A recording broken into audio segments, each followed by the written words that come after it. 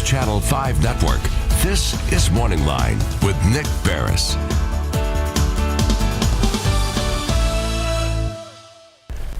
Good morning, everyone. Thanks for joining us on Morning Line. I'm Nick Beres here on a Tuesday. Is it today Tuesday?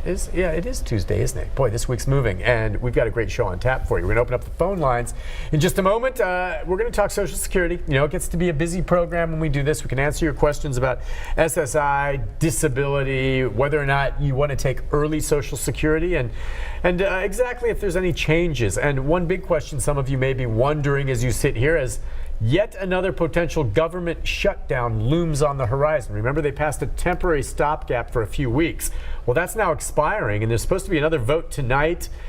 And if they don't get something in place for a new budget, there will be another shutdown, I think, taking effect as soon as this Friday. And from what I'm hearing, there still are a lot of disagreements in place over this. So what does that mean if there is yet another government shutdown, which they're usually temporary? But what does it mean for your Social Security checks for the employees and all of that and the amount? Does it affect you?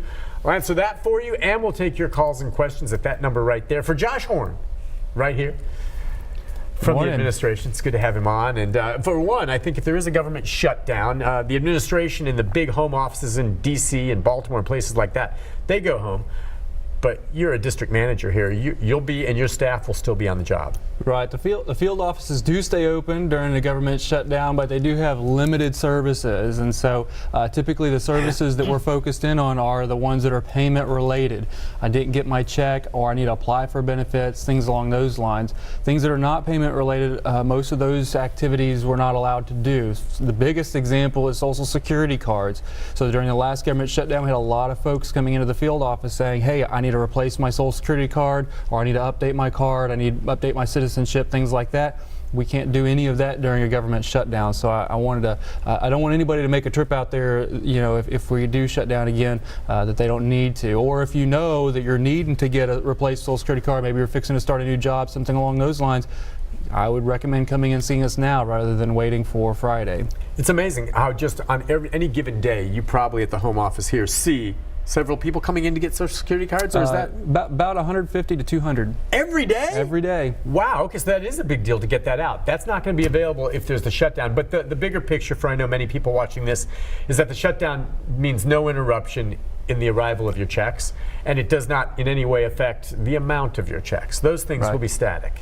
Okay, so just get that out of the way, and hopefully that does not happen. Fingers crossed. But with this government, who knows? They may have to continue to negotiate. All right, again, the number is 737-7587 if you have a question for Josh, but always like to hit you up before that, and that was the biggie I know you wanted to talk about. Anything else you want to touch bases on? Well, I know this time of year, it's the beginning of February, and 1099s have all been mailed out. If they're going to be coming out, a lot of folks may have moved, or they may not have gotten it, or they may have already lost it, I don't know, but a lot of folks are calling in asking us about how to get a replacement 1099. And those are what? Those are and that's the statement that you use to file taxes that tell you how much Social Security you received throughout the year.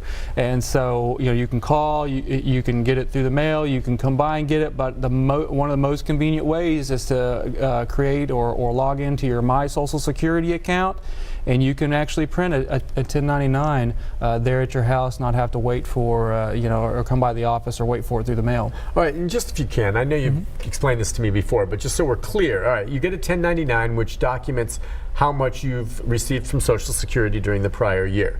Now, aren't those Social Security dollars unto themselves tax exempt?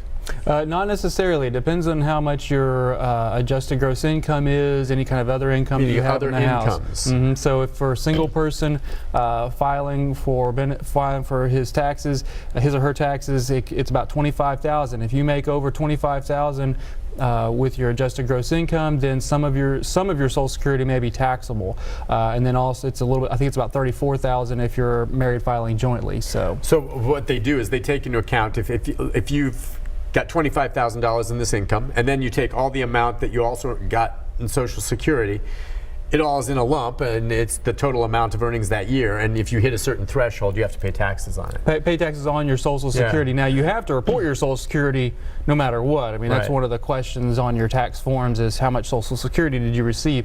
And then once you put all your income in there, depending on what the adjusted gross income, the total amount is, your Social Security benefits may or may not be taxable, but you still have to report it. And does that include, when you talk about income from maybe those who are still working and collecting Social Security, or could it be income from investments and the like? Right, anything that's countable on your taxes. Any So kind like of if you're income. drawing on a 401k, Exactly. then that goes into the pot. Roth, not so much. That's separate. Exactly. So, all right, the bottom line on that then is most folks who are living only, or rather not, most folks who only have Social Security that they're living on are not going to pay anything. They're going to get a 1099, but if all you're living on is Social Security and not much more, you're not going to owe any taxes. I mean, if the only thing you've got coming in is $1,000 a month in Social Security, that's $12,000 a year. I mean, if that's all, you're not going to be taxed. What do you on do with that Social Security. 1099 then? Yeah, I'm not exactly sure what the IRS rules about having to file for the taxes or not, but I know that your Social Security benefits wouldn't be taxable. Right. You wouldn't have to pay taxes. So on it. it all comes down to how much other income you have, and there are many out there who have maybe a small amount, or maybe have a little part-time job, but that may not even hit the threshold of what would kick it in anyway, right? Okay. Now, you may still have to pay taxes on that part-time income, Yeah. but as far as the Social Security benefits, they aren't taxed until you reach over those thresholds. Great advice. All right, so those forms. Now, will the forms being mailed out be delayed at all if there's a government shutdown, or have they already all been sent out? Well, of course, January 31st is when everybody should have received theirs. And so if you called in during a government shutdown, again, that would be one of the limited services. We really wouldn't be able to provide that information because it's not considered a payment-oriented task. But again, all those services are still available on the My Social Security account. So take a moment today, go into socialsecurity.gov and establish a My Social Security account. Yeah. And that way, if we do shut down, you can still have access to a lot of the things online. Yeah, and it really is. It's simple, folks. It's intuitive, and you get on there, you can make it happen. The main thing is, a lot of folks don't have maybe a computer, or just go to the library. You can fire it up, and they can walk you through it. I'm trying to remember. I mean, I set up my account, and it is very interesting just to look at. And it takes nothing. You need your Social Security number. Anything more? You have beyond to that? have an email address. Oh, okay. A few people that trips up, but of course you can establish an email account with Yahoo or Hotmail or whoever else you want to, and so you have to be a U.S. citizen, and you have to have a valid email address. Okay, Those are kind of the two main things that you need. It'll go through and ask you a few questions based on your history, your credit history, so that we know that you are who you are, because that's a secure feature. It'll ask you if you want extra security features, and then once you establish it, it's just like online banking where you can jump in there and make changes. Yeah, and all that information's there. A lot of the questions that you might want to ask here will be covered there. All right, the number is 737-7587. Do you want to take a quick break? Yeah, let's do that. We'll take a break, and when we come back, we already have some calls coming in for you, Josh.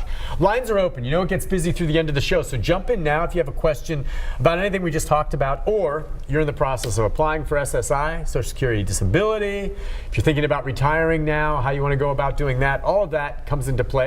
We'll take a break. I also want to ask you when we get back if at all, for instance, what we've seen in Wall Street affects Social Security. Because I know a lot of people right now don't want to check their 401ks because of the drop, and the idea is just let it ride, folks, but how that might affect you as well with Social Security, which I don't think it does, but we'll ask them about that. We'll be back right after this.